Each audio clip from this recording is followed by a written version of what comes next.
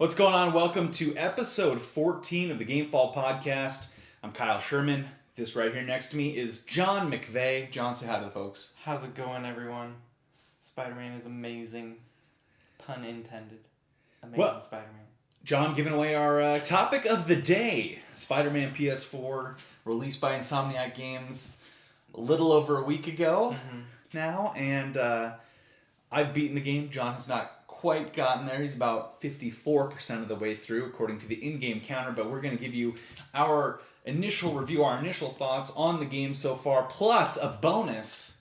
I'm going to review Horizon Zero Dawn for you. I know, it's over a year old now at this point, isn't it? Oh, yeah. Easy. It's almost 2 years old, maybe? I don't know. Getting there. But I beat the game a little while ago. It was supposed to happen sooner, but life gets in the way, as we discussed in the last episode of the Gamefall Podcast, episode 13. Some family medical issues on my side, John moving on the other side. So here we are, back at it. It's good to be back. Feels good to be back in the saddle again. So with that, John, how about we start with Horizon Zero Dawn? Go for it. Let's save the topic for last. For last. So Horizon Zero Dawn came out a while ago. You and I both loved it initially and played the crap out of it. The problem for me, and maybe a little bit for you as well, is the fact that Mass Effect Andromeda kind of came out at the same time. And then other games came out. Yes. And it was one of those games where when you got out of it, it was kind of tough to get back in. Extremely tough. Because it's a lot faster paced game than others, like especially for a bow and arrow game. It's way faster than I remembered it being when I tried to go back. So I finally went back. I was probably about halfway through with the main story. I don't know. I could have been less, but I had done a lot of side quests and a lot of... Did you make it to like the big city? Yes, Meridian. And did you do a few main missions there? I had done unlocked the whole map and everything. So you were probably more than halfway. Well, not in terms of the story missions, but in terms of like overall progression, probably. So like with side missions and unlocking everything. Yeah. I had stopped after I'd gone through their hunt thing and like made the leader look like an idiot. Yeah. And that's... Did you finish the hunt? Because I hadn't finished it when I picked it back up. The hunt for Red Maw. Yeah, I killed... Yeah. Okay, yeah, I didn't do that till I went back. But that was because, like, I would get kind of obsessive with, like, clearing the lowest level stuff first. So I'd, like, go back, do other things. I did that for the first few areas, and then I realized it was too big for me. And then I was just like, I'm just going to do what I want, which is normally how that works for me. It's not, that's not abnormal for you. So I did go back and... Yeah, like I said, I'd done a lot of side stuff, and I was kind of apprehensive at first because you said you had tried it again and found it really difficult to get back in the swing of things. So I, was apprehensive, so I went back to the starting area. Which is what I should have done. And so I kind of reacquainted myself with the controls and what everything did, because I forgot about, for a little bit, the rope caster tying, especially the big things down. That makes a big difference. Like fighting Red Maw, I just... stuck him to the ground, took off a big part of his armor, or, one of the big apparati he uses for attacking. Yeah. And that made life a lot easier. Yes. The other reason Kyle's apprehensive is I routinely drop games and then come back to them 6 months later. So coming back to a game is not a problem for me, normally. And when I say coming back to a game was hard... then that shows that the mechanic, like, you have to know what you're doing in the game. And so that's why he went back to the start area, because I gave him that. I said, hey, I'm having a problem, that's why I didn't finish. And I worked, and so I worked things out back there, and went back out to the main area, and quickly got myself back up to pace. There's still some things that gave me challenge. That being the big Stormbird. There was the smaller ones. Stormbird. But the Stormbird, the big giant one, was always kind of a pain. Like, I tether it to the ground, but it's still just... It breaks free really fast, and then it just rocks your world. Like when it's dropping the giant shock bombs. And it's not weak to a lot of things. Yeah, well, and like the parts you have to hit, like the wings are constantly moving. Yeah. And it was a challenge, but you use a lot of ammo. holy crap, the story was great. It's a really good story. Yeah, and that was the thing. Like, I tend to do that. Like, as soon as I get a side quest, I'll jump on, complete that before I go back, and I'll try to clear all the side stuff before I progress in the main story. And so I think kind of why I fell out, or why it was easy for me to fall out, was because I got stuck doing a bunch of that, and I got off the track of the main story, and so I forgot how great that story was. And progressing further and learning more about Did they give Elizabeth and her history, obviously. Is that the hunter in the lodge? The Aloy is the hunter, but like Is it the one she meets in the lodge? No. Elizabeth is like the thing reads her as like 99.7% Elizabeth. Oh, is that the old person doctor from before? The doctor, okay. yeah, from okay. the human race before things changed. And so you explore that and you learn more and more about that, and we're gonna get into spoilers. I know John's not gonna go back and play it, so I might if I like the spoilers. So you kind of learn more and more about the circumstances around what happened, and what was happening was this corporation, the Pharaoh Corporation, had created these machines, killing machines, and as a result, so Warren became automated and things like that. But he programmed something into them where they could fuel themselves off of biomass. Yeah, which is anything living. Anything living. Oh, okay. That's dark. Yeah, so plants, humans, animals, humans, anything with organic matter, really.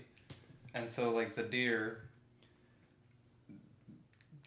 feed off of, plants and stuff, and they make biomass reserves for the carnivores to then eat the deer to get their biomass, right?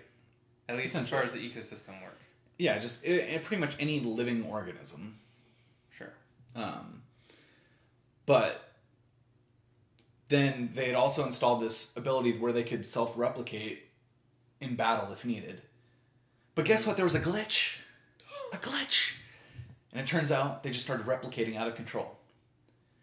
And their hunt for biomass, fuel, essentially, made them start attacking animals. And then humans. And then on and on and on. And so Elizabeth, I'm forgetting her last name right at the moment, but she came up with Project Zero Dawn. Oh. Hence the name Horizon Zero Dawn. That's cool. But essentially it was like, we can't stop these things. So basically the game is one giant intro. Sorry. They're running concurrently. I do this with movies. When they show the title screen at the very end, I'm like, wow, what a great intro. Wishful thinking sometimes with certain movies. Yeah. Like, okay, now let's get to the real movie. But I digress. And essentially the plan is to build these bunkers. And are those the ones we go in? Yes. Cool. And each thing has a different purpose. So the AI that runs the whole project is called Gaia. Or Earth. Yeah. Gaia. And then there's different aspects like Apollo, Hades, who's kind of the bad guy. This unseen bad guy. Digging all the mythological... Yeah. From Greek mythology. And so they're all... And then, there's knowledge. Apollo, is another one. But... yeah, you kind of go through everything, and you find out that there was an issue with Hades. And... Is Hades one of the bunkers? Oh, no. Sorry, I misspoke a little bit. So what you find out is each of these subliminal parts, so Gaia's the overall one, and then there's all these ancillary parts like Apollo, like Minerva, like Hades, like, Hephaestus, and all these things kind of all work together to rebuild the world. So they would build, essentially terraform this destroyed Earth. So once there's no more biomass, the machines died out. Okay. And then they would rebuild. And so that's where machines came from is they would create these machines, Okay. which kind of based on animals. The AI made them based on animals from the past. Okay. And they would be part of the terraforming process. They served a purpose in the new building of the new world. But Hades, if there was something wrong with the process, would destroy everything again. Oh. So what happened is Hades kept destroying everything, and so everything kind of fell apart. And that's sort of what's happening in the game too. Is you're working to stop Hades from destroying this now viable Earth. Okay. And So I wonder what they're gonna do. so Hades, they kind of bring back some of the destroying machines, and obviously try to stop them. And the final fight is the machines invading the capital city, Meridian, because the tall spire, the glass spire thing, is the main antenna from Gaia. And if Hades broadcasts from that, all the machines will wake back up and wreck everything. Ooh. Even the one that's like asleep on the mountainside? Yes, possibly. Cool. But long story short, you stop it. It's an epic battle. It's a great story. And so Elizabeth was the mastermind behind all of this. Kind of like Dr. Halsey for Halo. Yeah, sure. And because Elizabeth is a genetic match for her, she can kind of override everything because she has essentially root control. That's why she's special compared to everybody else. And she can access all the bunkers and things like that. So is she a descendant? She's a clone. I was wondering. And so that was part of it, and as part of the making human race again, is they kind of had they had embryos, and so they'd grow humans, and then they lived in the bunkers. And, Test tube babies. Yeah. But they were all unique. They weren't like clones. Right. Whereas Elizabeth was a clone. A straight clone. Which makes sense because they said, we found you in a place that... Yeah, essentially it was she didn't have a mom. Aloy was a last-ditch effort by Gaia to stop Hades. Yeah, and then when you question them, they said, oh, the mountain's your mom. Yeah. Which it was, because that was a birthing center.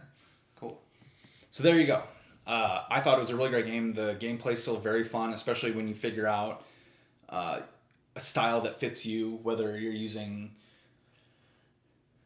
I like to tie down enemies and then shoot off parts. I know other people like to use the bombs and things like that. You just find the way that works for you. You can freeze them. Mm-hmm. That works real well for the gators. Yes. And then I liked, if they were not flying ones, if they were the running ones, when I was playing, I liked the trip mines. Mm-hmm. So you'd make them run through the trip mines, and then after you ran them through the trip mines, then you tie them down, and then you lay more trip lines, and then you start attacking them, and once they break free... Come at you again. They come at you again. Our essential strategy of hot gates, just kind of... But trip mine. Well, they tend to run straight at you, yeah, so it works. But yeah, so I mean, once you find a playstyle that fits your wants and needs and things like that, and find out what works best for you, it's a really fun game. I think the story is really great because there was constant building. I was like, oh, you know what? I want to find out more and more about Pharaoh and how he did things. And even in the end, Pharaoh tried to wreck everything. Pharaoh or Hades? Pharaoh. Okay. So when they sealed themselves in the bunker, essentially, the leaders all sealed themselves in one command bunker. He killed a couple of the members, and... What a turd. Well, he actually killed everybody by venting opening the thing, and yeah, he tried to ruin everything, and actually, at one point, Elizabeth had to go outside to seal the bunker doors again because the machines could sense him inside. Oh, jeez. Because it didn't close far enough.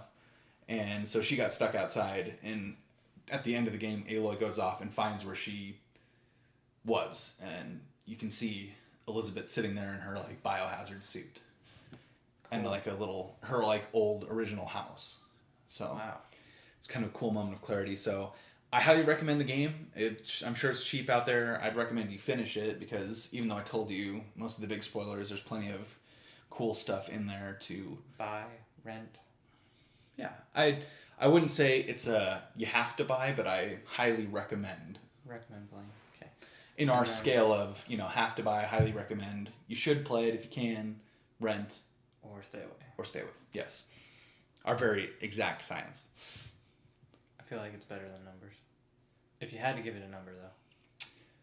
Between 1 and 10. Ooh, that's maybe an 8.5. An 8.5. All right. I guess, I don't know, maybe a 9. It was highly enjoyable, but I think at times it was a little daunting how much stuff there was to do and how big the map was. I know it got a lot of 10s. Yeah, I was going to check Metacritic. And stuff, but I think right around an 8.5 or 9 would be suit it best, but I highly recommend it. So, and I don't like to give low numbers, that's also part of it.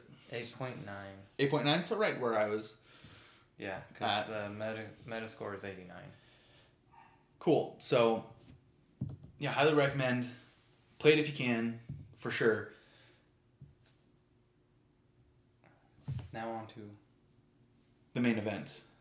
Spider-Man. I don't know if you heard, Spider-Man. but Insomniac Games partnered with Sony and Marvel to create a Spider-Man game for the PS4. Which was... It came out on September 7th. And it's fantastic. Too much hype. Or, John, is it amazing? So. Or is it spectacular? Or is it ultimate? Wait, that doesn't work. No. It's ultimately spectacular while being amazing? It's amazingly spectacular. Oh! The ultimate Spider-Man game. There we go. Okay. There we go. We're being... Now that we've gotten that out of the way. So... Not enough good things to say about this. I've beat the game. John is 54% through it at last check this afternoon. After I played it again for a little bit. I mean, I don't play with the PlayStation 4 a lot anymore because of the Switch, but I have to play this game. They keep coming back. So. Well, I mean, you do need to spend time with your wife, and you have to share the TV, so, you know. So it's hard to play a PlayStation game, but this one has been where it gets me to where it's like, okay, Miranda's going to bed, or she's not going to use the TV for a while. I have some free time, so all my chores are done. Because yes, you have things you have to do when you're married. Or when you buy a new house. Or when you buy a new house. Or, stuff has to get done. So after the stuff's done, then I play for maybe an hour. Sometimes longer if it's a weekend and I can stay up later on a Friday. So, I like it. I really like the swinging, just going through the city feels amazing. The fact that is the first thing you do in the game is fantastic. It introduces you to swinging just right off the bat. This isn't a spoiler. I'm not going to try to spoil too much story stuff, but some things are obvious as soon as you pick up the game. Literally the beginning of the game. Yeah, well, no, I mean, like, I'm not going to talk about what happens in the back half of the game, the way things go down, the ending of the game, other than it's great. It's great. But the swinging mechanic is phenomenal. There's very few things that I dislike about it. There's times when you're trying to go fast and you're chasing, say, a pigeon or whatever. I hate that. Where momentum can kind of get tricky, especially if you're turning a tight corner, but eventually you can figure it out a little bit. There's certain aspects of it, but in terms of just going from one location to the next is so fun, so rewarding that having beaten the game, it's like, anytime I'm bored, have a few minutes to kill, maybe I'll go swing through New York City. I don't know. And it's great. It is New York City. Like, it's not a dumbed down, here's... half-scale version. Here's, like, half-scale, or we've fit New York into 4 blocks. Like, it is New York City, which is... I mean, we've both seen New York City, walked through New York City. We never lived there, but the way it feels, the way where the buildings are, they look like the building's supposed to look, except for the World Tower. A few changes because of the rights and things like that. Yeah, and the Staten Island Ferry's not there, at least the building where you go onto the Staten Battery Island Park, Ferry. yeah. Battery Park's there, but the ferry building, the public ferry building's not there. The Statue of Liberty ferry building, where you go to get the tickets to do the Statue of Liberty, and actually walk on the island where the Statue of Liberty is. That's there, so that was cool. But the other one right next to it, not there. And that's, obviously because they had to scale things. Like if you're up in Harlem or if you're on top of, say, Avengers Tower, which obviously doesn't exist in real life, and you look towards the Bronx, you can't see, like, Yankee Stadium. Brooklyn Bridge is a little different than it actually is. It's like...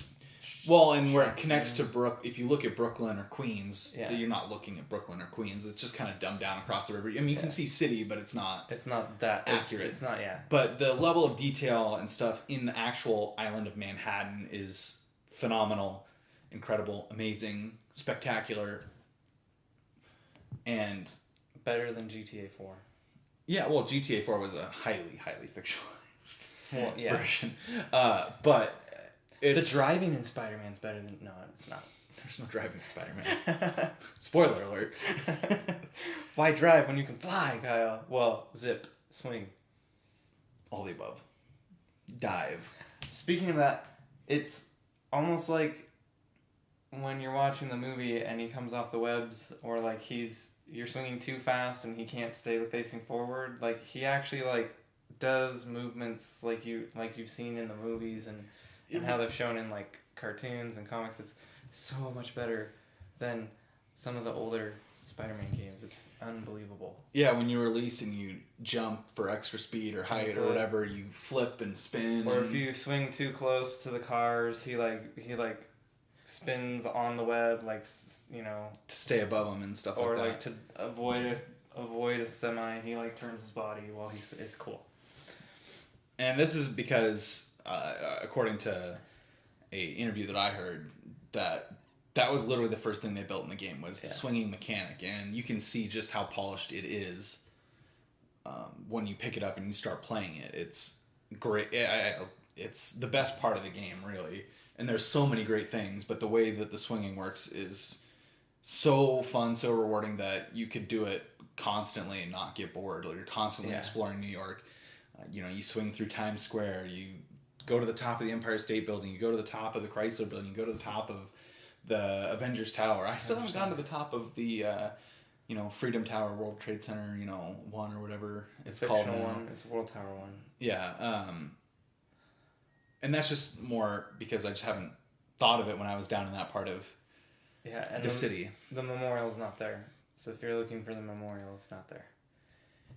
And that's due to, getting the rights to those things. Yeah. Also on Wall Street, there's the Raging Bull statue's not there. It's replaced by a statue of Lockjaw from the Inhumans, which is, I think, a great decision from the design team to, you still have a statue there, but it's something in the Marvel universe instead. And, I understand not putting, if you can't put the original for, like, the memorial, like, I understand not putting a fake one in there, so... Because the real one's really cool, and if you have a chance and you are in New York, you should go see the real one.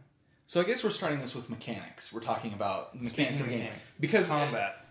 Above all else, I want the game to be fun to play. Yeah. And we talked about the most rewarding experience of the mechanics of the game, which would be the swinging and that sort of thing. The next step, logically, is, as you said, combat. And nothing like Batman. It's similar to Batman in the scheme, the control screen. In the barest sense. Where you're using X to punch. Square to X punch. To jump. I flip back to Xbox controls there. I don't know why. X is the jump button. Square to hit. Triangle you're using grab.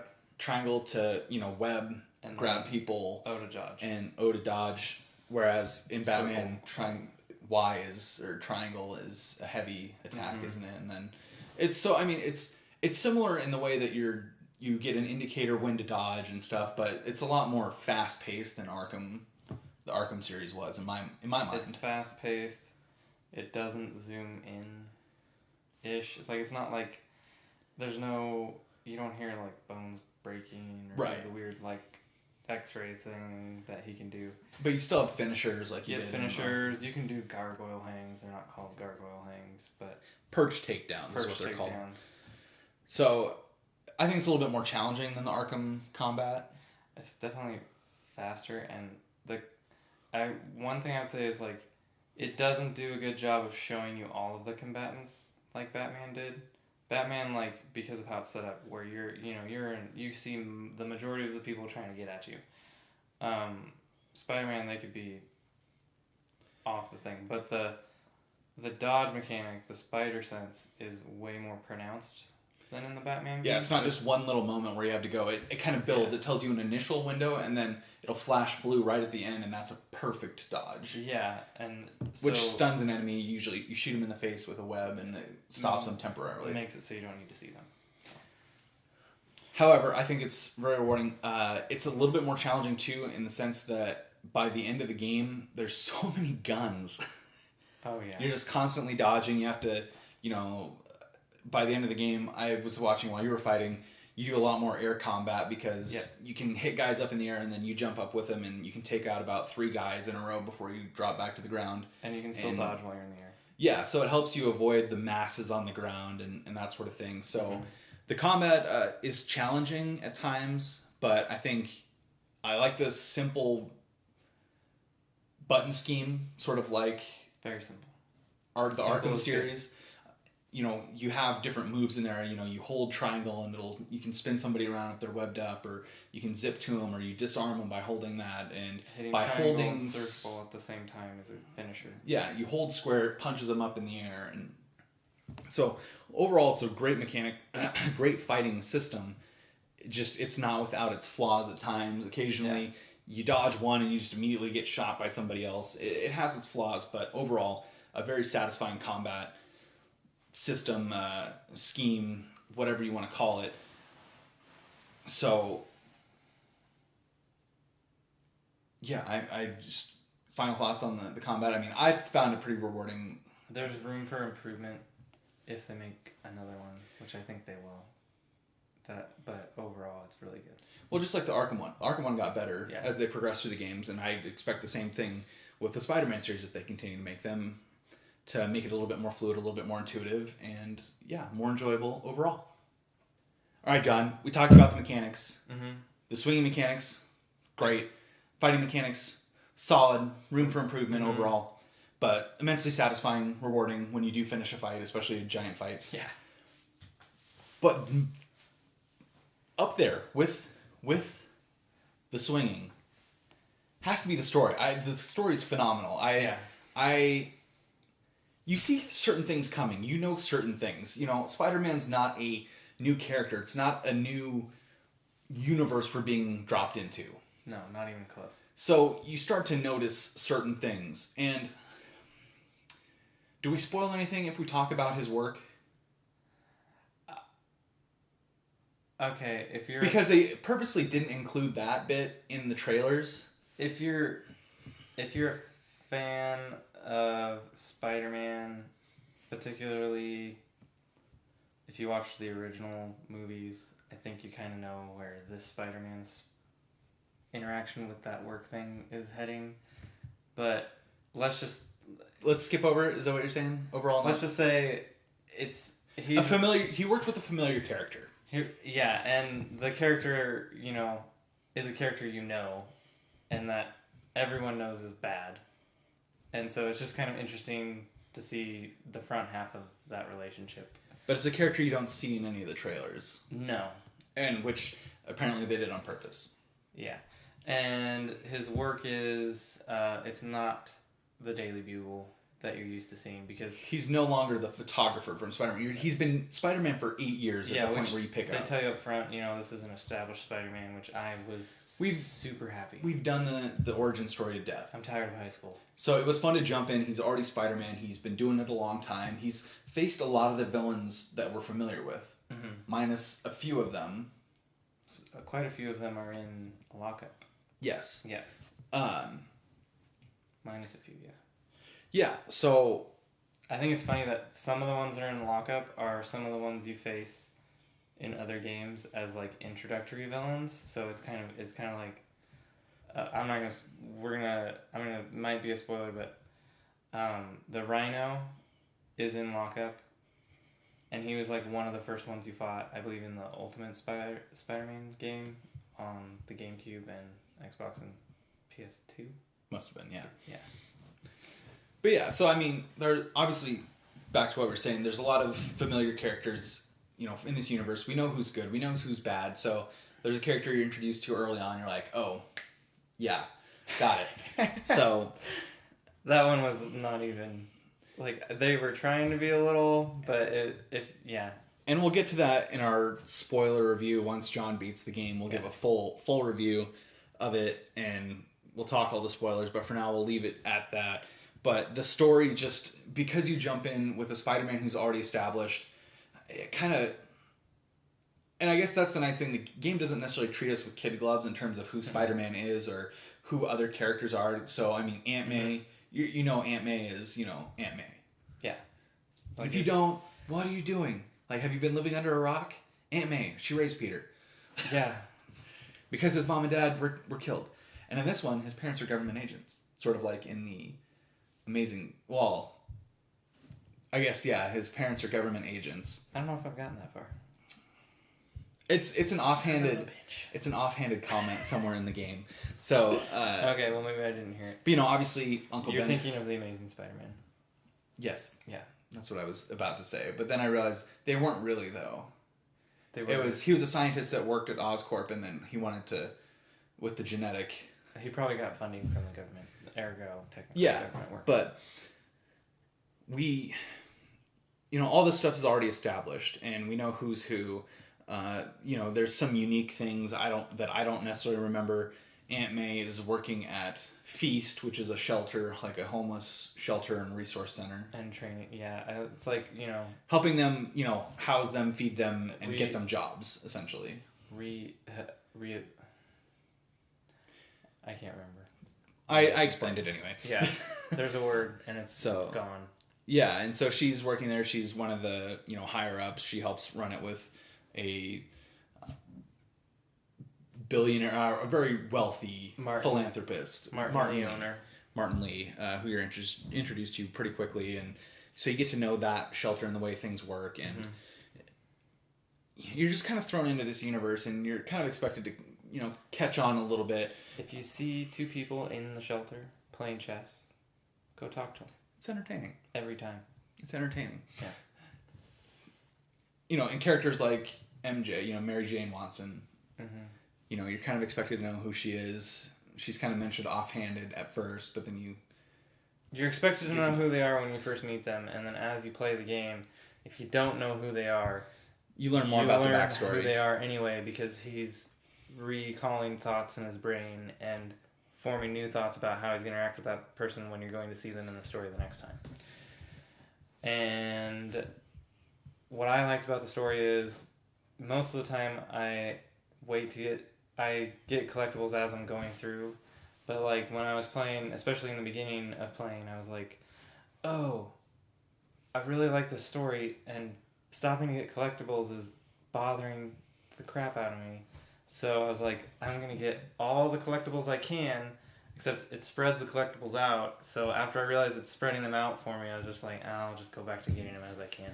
But I was like, I'm going to get them all, and then I can just focus on the story the whole way through. That's what I did. That's what I did. Anytime a new... And that... One thing with the that I like with the mechanic is you're introduced to the collectible sort of one at a time. And so... And it probably makes the game, or made the game longer for me than it necessarily needed to be. And I would go get them all, like, right away.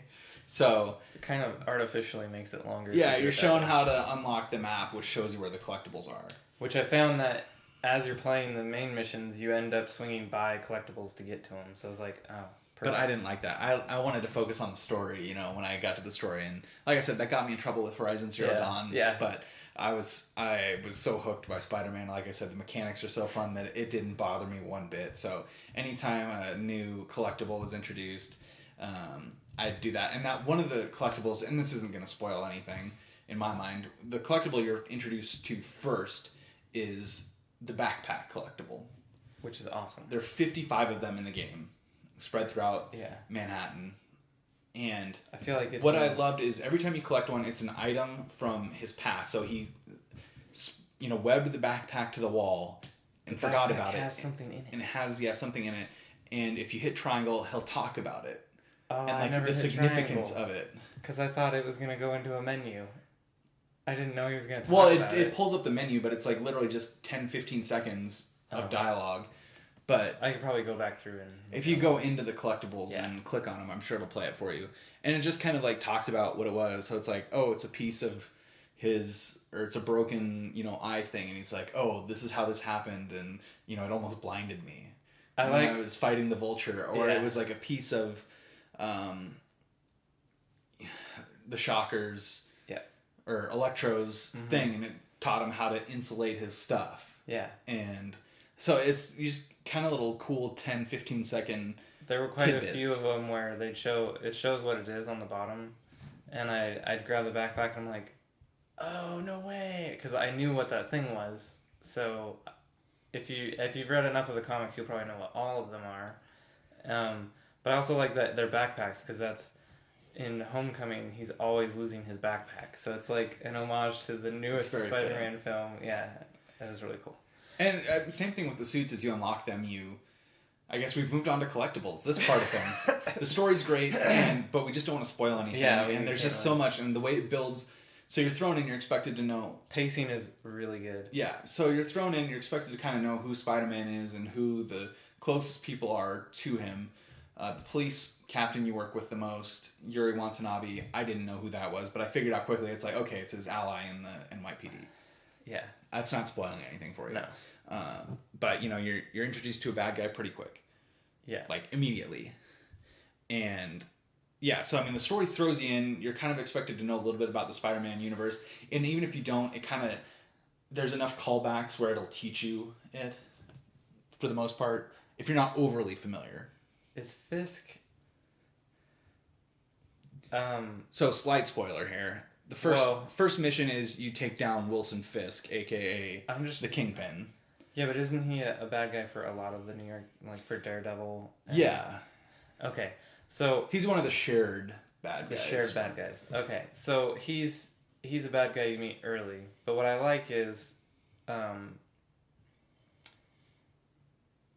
when you're everything in the story, everything in the game has a purpose to serve the story.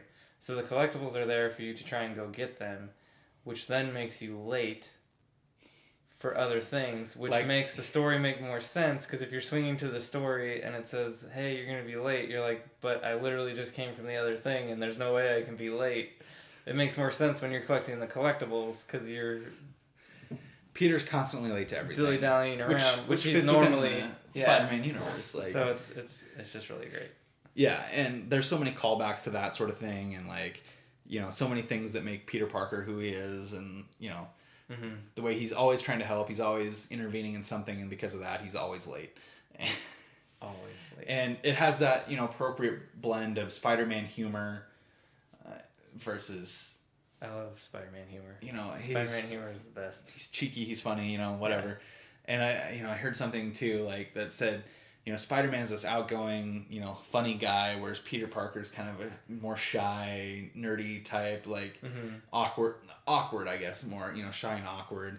And that's true. Like, he feels a confidence when he has the suit on that he doesn't have when he's in person. And even that comes through a little bit in the game, although he might be a little bit more confident than, say, the regular Peter Parker, Sam Raimi Spider-Man, or whatever, however you say his name. Sam Tobey Maguire. There we go. Tobey Maguire's Peter Parker is uber nerdy, super awkward, way introverted. And this one's not that bad. I'd say it's maybe a slight half notch below Andrew Garfield's Spider-Man in terms of his day-to-day personality. Yeah, where he's a little awkward, but he's still fairly charismatic. And can hold a real can hold a functional conversation. He doesn't just awkwardly stare at Mary Jane Sorry, we're not criticizing the Spider-Man movies right now, but I got an itch, and so I rewatched Spider-Man. Where he's literally the windows are 3 feet apart, and he's just... I got an itch, and I rewatched the original, Tobey Maguire Spider-Man. I'm just like, oh my god. Like, dude, like, go behind a corner or something. Like, you're way too obvious. Kind of like, I don't remember that movie being great, but it was worse than I remembered, which is disappointing. I mean, the parts that I saw again at, like, one of my nephew's things was actually entertaining, but I didn't see the beginning, so that probably would have ruined everything for it. Oh yeah, At the beginning, it probably would have like set the tone down. At the beginning, and they're at the lab, the Oscorp lab, or I guess it was Columbia lab, and like he's trying to take a picture of Mary Jane. I'm just like, oh my god, no human can be that awkward. No human, like, it just doesn't happen. But anyway, only in movies. Anyway, you get the Spider-Man personality, which helps everything and with the storytelling. But the side, like you said, the side collectibles have a purpose. They're not just random things to collect. It's the backpacks that tell, sort of his backstory of his 8-year history as Spider-Man. You have the research stations. That's not really spoiling anything in my mind, are Harry Osborn's pet project. And so he wants to help out his friend by doing those. These are collectibles. He's actually resourceful and scientific in this one. What frustrated me about the movie Homecoming was Peter had other people help him break stuff. Yeah. Like the Iron Man suit.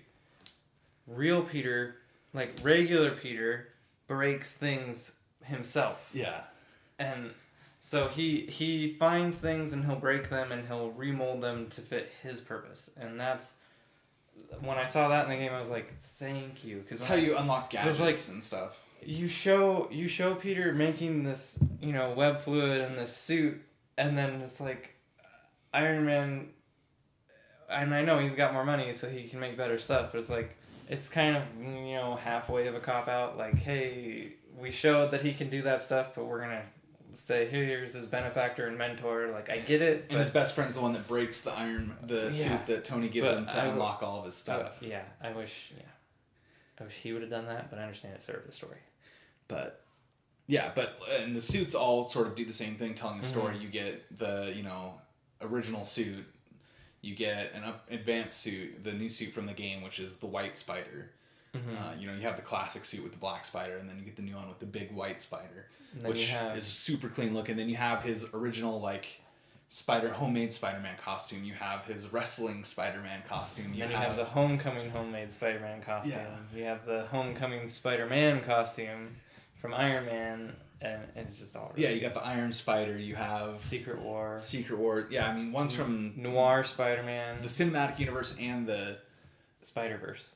In the comic books and that sort of thing. So you have a ton of different suits, and they all tell a little bit of a different story.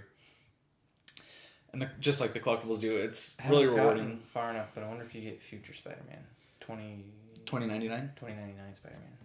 That would be cool. I would really like that. Kyle's really biting his teeth right now. I can tell you, but I'll just let you figure things out. I said I could tell you, but I'll just let you figure things out for yourself. And just overall, just such a great game. The ending, without spoiling anything, because I don't want to spoil it for John or for anybody else, no, I'm not going to. It's a definite ending. Good. It's a solid ending, but just like there are definite endings. Just like any Marvel movie, or anything like that, there is that little extra bit at the end. And just so you know, there's a mid-credit and a post-credit scene. Oh, this is true Marvel. But after the mid-credit scene, you can fast forward and it will still play. You can skip the credits and it will still play that end scene. And the end scene definitely sets up potential future games, but not awkward, like not where if there isn't a sequel, it'll eat you up inside. See, there's enough closure where it stands on its own, but it definitely allows for a follow-up if that happens, which Sony, Marvel, don't mess us up. It's a no-brainer. It's a no-brainer. I feel like they've made so much money off of this initially that... They can't not do it. That it's just like, check. I bet you Insomniac's like, so, about that next game, about that budget. Hint, wink, wink. What are you gonna do for us here? But see, the nice thing too is that they have all these assets made already. They have New York. They have a lot of the legwork. Maybe they'll get enough money to finish the parts of New York they had to leave out. Maybe. You never know. But, I mean, you never hear about Spider-Man hanging out in Brooklyn or Queens. It's always in Manhattan. Oh, well, yeah, I meant or the Bronx. Or making Manhattan officially Manhattan all the way. Maybe. Going from 98% to 100%. That's really going to bug you, isn't it? It kind of did, yeah. But Avengers Tower isn't there in real life. No, I know. Avengers Tower looks really cool, though. Yeah, it does. And that's the thing, too, is they've created their own universe. There's some different things that have happened, or, things happen in a different order than they did in the comic books or in the movies. They've been allowed to tell their own Spider-Man story. Insomniac's version of Spider-Man. Which is, I want it different than the comic books or the movies. I want it to be its own story. I've heard those stories before. Yeah. Actually, I really haven't heard the comic stories. I've seen the movies and then learned about the comic books afterwards. But I really want to read the Spider-Man comic books now. And I have a resource for that. But Spider-Man, Iron Man, those are my two favorites. Iron Man, not my favorite. I like Tony Stark in the movies. That Iron Man. Comic book Iron Man, maybe he'll grow on me, but most of what I've read, he's kind of past being Iron Man. He's more of what he is in the current Marvel Cinematic Universe, where he's more of a manager. He's running S.H.I.E.L.D. He's doing that sort of thing. So he bugs me a little bit, but... Yeah, you should probably read the earlier Iron Man. I probably should, but I haven't done that yet. How have I? I'm still reading all the crossover events. World War Hulk is what I'm on right now, in case you're wondering. Not like beginning Iron Man, but like mid Iron Man. Same name, that's just to let you know, if you do watch this. Which I hope you do. Yeah. I'll text you and let you know to watch this. Although you won't hear this specific until you episode. Watch it. So maybe that's a little meta, I don't know. But World War Hulk is what I'm currently reading, which crossover event I'm currently reading. So I just wanted you to know that. But this is a little off topic. And hi, it's been a long time since we talked. You can always call me or text me. I miss you. Also, I saw you were playing Spider-Man. Yeah. Also, I have a really burning itch to just go ahead and buy Marvel Unlimited. The subscription. You should. I know. I don't know why I'm holding off. But it's inevitable. You can read all the Star Wars comics too. Speaking of inevitable, we're eventually going to end this because I want to go play Spider-Man some more. Do you want to end it? I kind of do. I feel like we're probably at a good stopping point. So, overall, John, give me your thoughts so far, 54% through Spider-Man.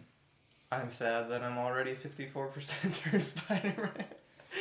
I wish there was more. Well, good news, John. New Game Plus and 3 pieces of DLC have already been announced. Yay! No date on any of those yet. I know October sometime for the first DLC. And this is one where I'm going to buy it. I'm going to buy the Season Pass. I need more of this game. If you haven't bought the game yet... Do it. Must buy. Okay. Must buy. Okay, but... Yes. You want... And you feel like you want to get the Season Pass anyway. Just buy it with the game because you save $5. Because the Season Pass is $25 by itself, or $20 if you buy the version so with the game. $80 total versus $85. By the way, just be prepared. It's a big file on your PlayStation. It's over 50 gigs. Yeah. I bought it on a disc, and I still had to... You still had to do like 47 gigs. And I still had to delete, even though I had 50 gigs of free space. I'm not entirely sure what's going on with my PlayStation. They're all like that, though. But, yeah, I definitely say this is a must-buy. Must-buy. Mm-hmm. And for me, it's a must-purchase Season Pass because I need more of this in my life. If you're a Spider-Man fan and need it in my veins, and you play video games, the only reason you haven't gotten it yet is because you're probably saving that money. Yeah, and I mean, I'm what you would call cash poor at the moment. That's fair. But I need this. I need this. Spoken like a true addict. I may go out and work the streets a little bit, but I need this. Gotta fuel this. Oh my gosh. So, yeah, for me, it's a must-buy. John, what's your assessment? 54% in. My assessment is... Your review score of ours. Is it a must-buy? Is it a highly recommend? Is it a, get it if you can? Is it a rent it or is it an avoid it? And I swear to God, if you say avoid it, this is over. Friendship over. We're done. You know, I'm gonna say get it if you can. No, it's a must buy. It's a must buy. And speaking of rating things, there's Spider-Man for the 64. Then there's Ultimate Spider-Man, and that was how it went in my brain. And now it's PS4 Spider-Man and 64 Ultimate Spider-Man. So new Spider-Man's on the top. So good. So John, before we go, what are you gonna be playing this week? Spider-Man. Duh. Maybe like 5 minutes of Hollow Knight every once in a while. If you get kicked off the TV or If something. I get kicked off the TV. I've beaten the game, but I'm gonna be playing more Spider-Man. I have a problem. He beat the game, and he's like, guess what I'm doing? I'm like, you started a new save file. He's like, yeah, I'm predictable. I just need more in my life. Although I replayed a little bit of Black Flag. I might play a little bit more of that. Who knows? Maybe it's time to play through God of War again. Oh my God. I'm New Game Plus is out. Yeah, that's true. And I can unlock everything else now. Hey, you can do that while you wait for New Game Plus for the other Spider-Man. game of the year. They're just both so good. I can't even. I wish I had 2 TVs and 4 hands. I need a life is what I need. I enjoy this too much. So, that's what I'm going to be playing. John, you as well. Yes. More Spider-Man and Insomniac, Sony, and Marvel. I hope Please. you'd be dumb not to go to this well again, because it's been universally loved as far as I can see. Maybe not everybody's saying it's 10 or anything like that, but lots of 9s out there. Just everybody thinks it's so well done. I don't know if I'd put it ahead of God of War in terms of game of the year, just because God of War is an original story. I haven't. Wait. This is an original story. Well, it is, but God of War was so different. God of War is wholly original. Yes. This is a new story set in an established universe. Right. Well, I guess God of War This is also a new story set in an established universe, but it's a new story set in a completely foreign part of the universe that hadn't ever been explored and did not restart anything. This is kind of restarting things. I'd still put God of War slightly ahead of it, but in terms of fun, this is, I think, more fun to play than God of War. Mm-hmm. But God of War, the story is just so... the combat... so far as... I don't know. We'll have to do another thing where we break these down, give our game of the years. We're going to do all that. Yeah. Yeah, because I have to get my thoughts in order, because I'm honestly just bouncing back and forth. So, and especially describing Spider-Man as more fun is not accurate.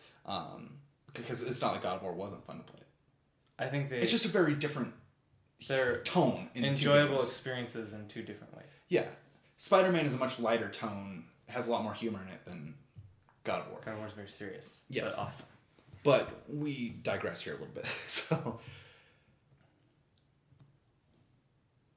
what was I going to say, John? I completely messed up. But I was one last question before we sign off, and okay. We're running out of time here on our video card. And does this open the gate for more Marvel games in this style, told in this style, where they're in their own universe and can tell unique stories? Yeah. Insomniac. I don't know. Just a suggestion, maybe. Just do all the Marvel games. Get the Ratchet and Clank team to help do the combat and make an Iron Man game, please. All right, that'll do it for us. I agree wholeheartedly that they should do more and tell different new stories, sort of like Spider-Man, where you're telling a new story with an established character and kind of creating your own little twist on it. That's super fun. That's it. We're done. I keep talking. You're probably sick of me. He's Kyle Sherman. I'm John McVeigh. We will see you next time. You stole my line.